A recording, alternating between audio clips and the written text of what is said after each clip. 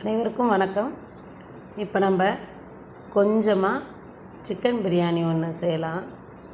ரொம்ப ஈஸியாக செய்யலாம் பாருங்கள். அதுக்கு தம் பிரியாணி செய்யலாம். குக்கரில் எல்லாம் செய்யலை. அது வட்டமான ஒரு பாத்திரம், சின்ன பாத்திரம் எடுத்துக்கிறோம். அதில் ஒரு 3 ஸ்பூன் எண்ணெய் விட்டுக்கிறோம்.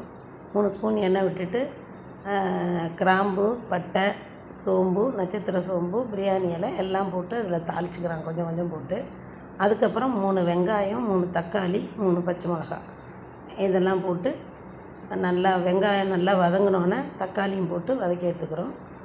கொஞ்சம் ஒரு கைப்பிடி அளவு புதினா, கொத்தமல்லி தழை அதையும் போட்டுக்கிறோம். 1 ஸ்பூன் இஞ்சி பூண்டு பேஸ்ட்டு எல்லாத்தையும் போட்டு நல்லா வதக்கி எடுத்துக்கிறோம். நான் வந்து ஒரு 3 அழாக்கு அரிசி போட போகிறேன். அதை ஊற வச்சு எடுத்து வச்சுருக்கேன். அதுக்கு 300 கிராம் சிக்கன், மஞ்சத்தூள், உப்பு போட்டு அதையும் ஒரு 10 நிமிஷம் ஊற வச்சு வச்சுருக்கேன். அந்த கறியும் போட்டு ஒரு 1/2 ஸ்பூன் மஞ்சத்தூள், 1 ஸ்பூன் மிளகாத்தூள், ஒரு 2 ஸ்பூன் தனியாத்தூள், கரம் மசாலா தூள் கொஞ்சம் ஒரு ஸ்பூனு கரம் மசாலா தூள் போட்டு நல்லா அதை வதக்கி எடுத்துக்கணும். கறியோடு அந்த மசாலா சேர்ந்து வரணும்.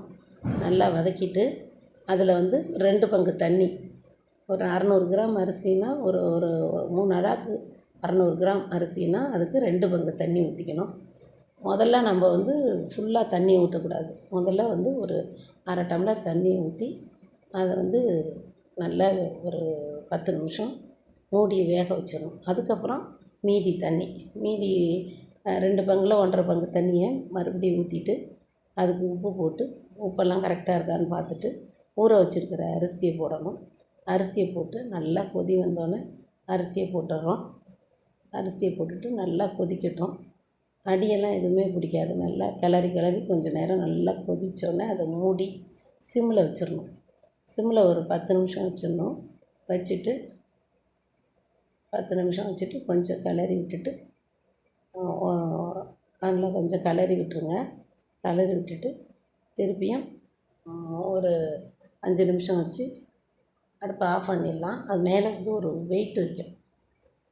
நம்ம ஒரு 15 நிமிஷம் கழித்து அந்த மூடி வைக்கிறோம் இல்லையா, அதில் ஒரு வெயிட்டு இந்த மாதிரி ஒரு கல் வைக்கலாம். இல்லைன்னா தண்ணி வச்சு ஒரு கிண்ணத்தில் தண்ணி வச்சு வைக்கலாம். அந்த மாதிரி வச்சு எடுத்துட்டோன்னா சூப்பரான பிரியாணி ரெடி ஆகிடும்.